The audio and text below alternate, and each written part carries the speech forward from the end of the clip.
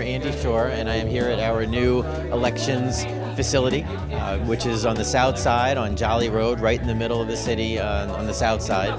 I'm really excited. I'm excited that we've got this new facility. It's got some community space. It's a great place for our folks to be able to count ballots and to do all of the election activities, store the machines. It's a convenient place right here at Jolly in Washington, so our residents, 60% of our residents live on the south side. They have an easy place they can go to come vote early or to drop off a ballot here or a fire station or any other city building. But this is exciting. Our election staff have been in a few different buildings and not in the best, really, facilities. And now, thanks to the help from the state, to $2 million from the state just for this purpose, we've been able to build an effective elections facility that our clerk and the clerk staff can be at when they run elections so that we can have the best elections anywhere. A lot went into this. So how did we get here? We got the grant and we started looking for property. We found this toward the end of 24 and was the Salvation Army's distribution center. So this literally was their chapel. We donated the pews to a church. We closed on it in January and then started the planning and renovations.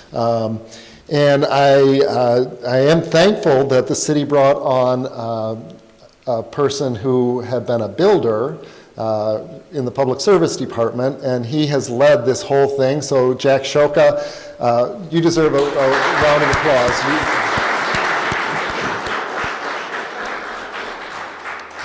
And not only him, but members of the public service team, particularly Aaron and Aaron and Nathan put in a lot of time over here, and I appreciate that, as well as the rest of the team. And April, is she still here? I know she did a lot to make sure that all the bids and quotes and things kept moving, so I appreciate all the work from the public service team that went into this. We also had help from our building safety office, so Tina Rader and John Snyder and Raleigh Van Fossen, who helped sometimes, every once in a while, Jack would text me and say, this inspection is going to be like 2 more weeks. Can you see what you could do? And they were usually able to give us a little bit of a pull ahead. So that was really, really helpful.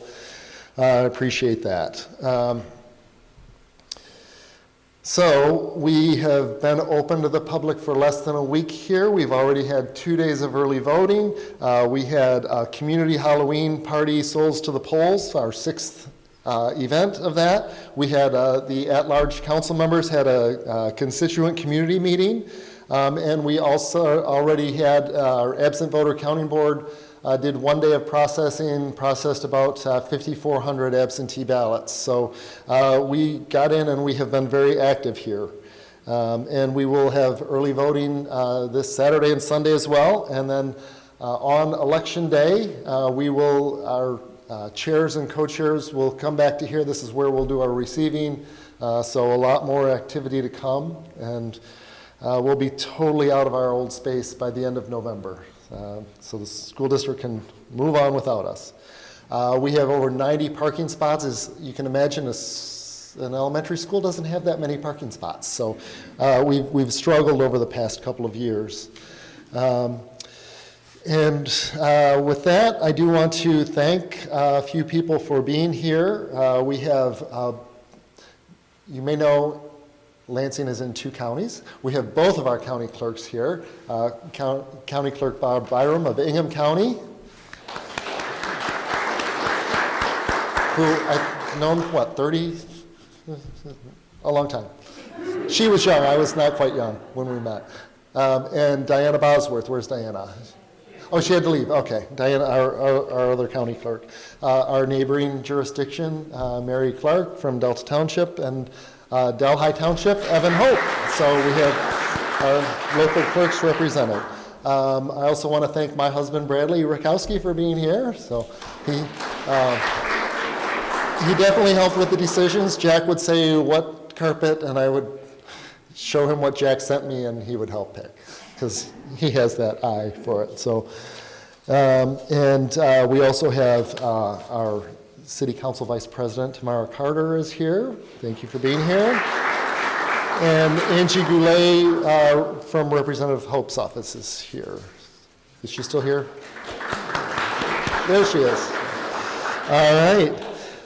With that, I want to get a couple of remarks from a couple of other folks. Let's hear from our mayor, Andy Shore.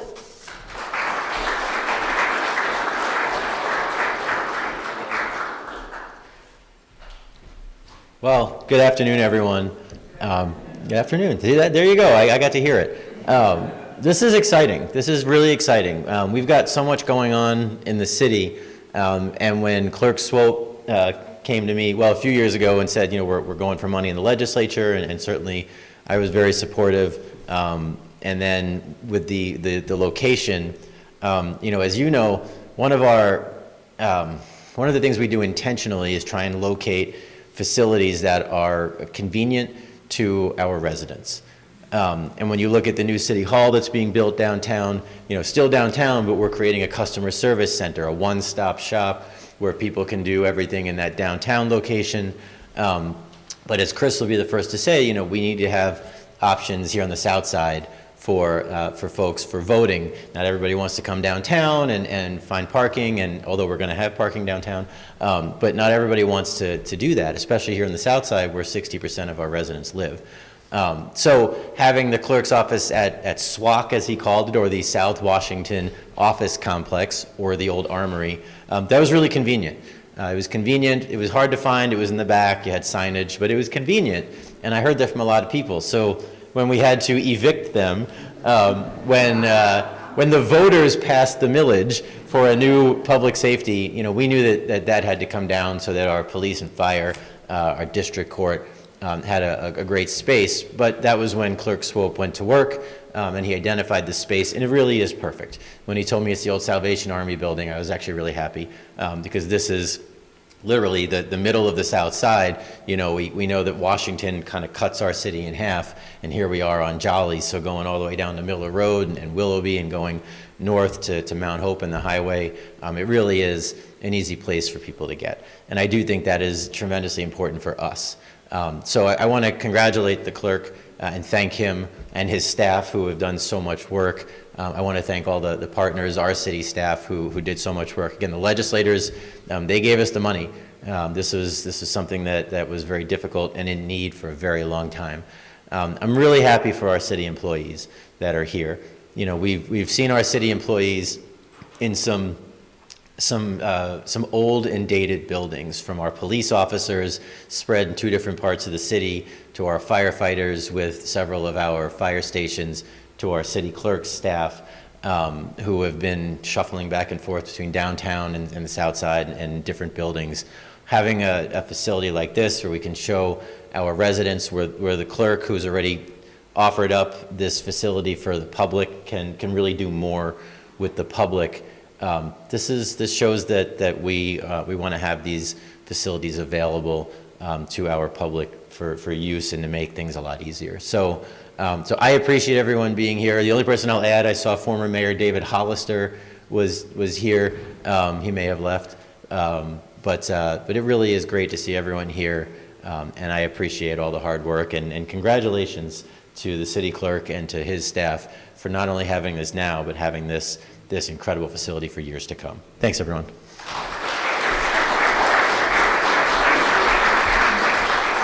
All right, next I'd like to bring up the State Elections Director, Jonathan Brader.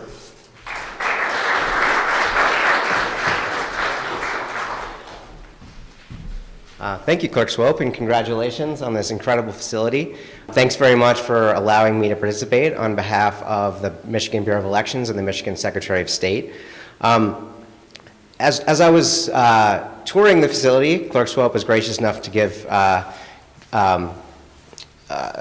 Clark from Delta Township and myself a little tour of the facility. What really stood out is it was almost like a tour of the election system. We were going all around the building, and he was showing us, here's where our offices are set up, here's where we have our conferences, here's where we store our election equipment that doesn't need to be quite as much locked down, here's where we store the tabulators that really need to be extra secure. Here's where we do our training of poll workers. Here's where we do the receiving board. And it was really a chance to walk through the entire election system, which is very illuminating, even when you're familiar with the process, just to see physically how it happens. And what that underscores, in addition to just being a helpful exercise in seeing how the process works, is the needs that our local jurisdictions have to actually put on the elections that our voters deserve. And that's especially true over the last few years as we have expanded the options and the opportunities that Michiganders have to participate in elections. One of the great things about our system that's not new, and it's true to other states as well, is it really is kind of an old-fashioned, paper-based, neighborhood-based way of doing things. We have local community members who serve as poll workers. We vote on paper. Our polling places are community centers and houses of worship and schools. And, you know, election workers at every level really roll up their sleeves and get it done. But at the same time as that's happening, and that's the core of how we hold our elections and how we vote, the behind-the-scenes process has gotten more complicated and more involved, both as we've expanded the way people can vote and as our needs to be more secure and more transparent have gotten greater and greater. So just in the last few years, in addition to our traditional polling place voting, we now have the opportunity for voters to vote by mail more easily. We have early voting in this very facility. We've got drop boxes for people to put their ballots. We have all these different ways that people can participate, but to deliver that with a consistent level of service that our voters need, it's asking more of our election workers too. And part of that is just simply having the physical space to get it done. You can only do so many different things at the same time in the same space. So to have the resources to really spread out and delineate where you're going to get your work done, to get it done in an organized way, that trickles down to a much better experience for the voters and really everybody who interacts with the election process, who's looking for results on election night, who's wanting to attend recounts or attend the canvass, whatever it might be. By making those spaces available, we are directly and indirectly improving the way elections are run. So physically with this space, but just more generally, it's so important that our local election officials be given the resources they need to do the great work that they've always done and continue to do. And I think this is a great testament, not just to the elections process, but to the way that, with the leadership and the vision of local officials, and then the support at the state level, we can actually make this happen. So as our elections continue to get more involved, and another thing coming down the pike is a voting system purchase next year, we're going to need some state support. It's really critical that the state continue to listen to and support local officials. But this is so exciting to be here in a place where this has really happened. So congratulations again to Clerk Swope and his staff, and I'm looking forward to seeing what you do with this great space.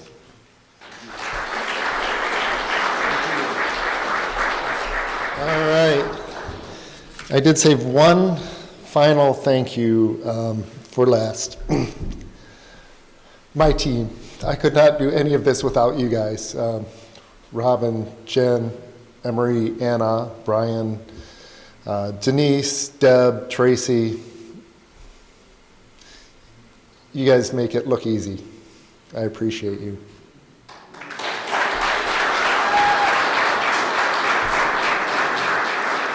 All right, now since this is an election place, this is our ribbon. So come on up. Andy, Jonathan, Tamara, Clerk Byram, my team, come on up. Let's come on up and cut the ribbon. Angie, come on up. Up here, on stage. Yeah, on stage, yep. You have scissors, or are we just ripping it? We have you your have scissors. All right. Well, here, you want to do it over here. You want to, Yeah, so we you can get it okay. outside here.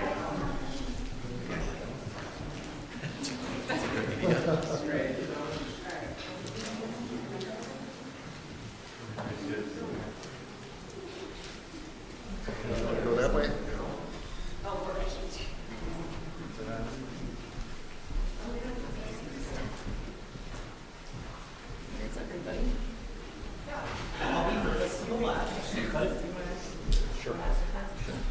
All right, we got Deb's coming. Anna, you? All right. Got Team Green on this side.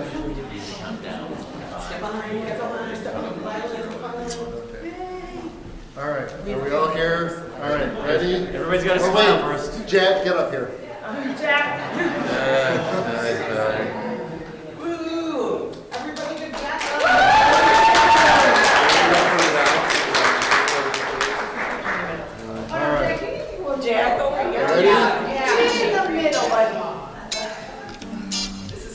5, 4, 3, 2, 1.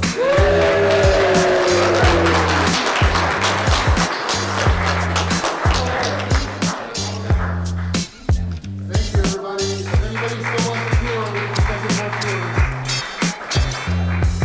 tours. So we had a grand opening of our Lansing Elections Office here at 701 West Jolly Road. So very exciting. We did a ribbon cutting where we actually cut a string of I voted stickers since this is an elections office. So we're glad to be here. We're mostly moved in. We'll be moved in the next few days, and we're running the election out of this location for the November 2025 election. Well, it's great to just have a dedicated space that we can call our own, and that we can have dedicated locked facilities for our election equipment that needs to be very secure. We can also have a place where the public can come and use part of the building for meetings and various events. Okay, this may seem silly, but this is our first elections office where you can actually drink the water. So that's pretty exciting too.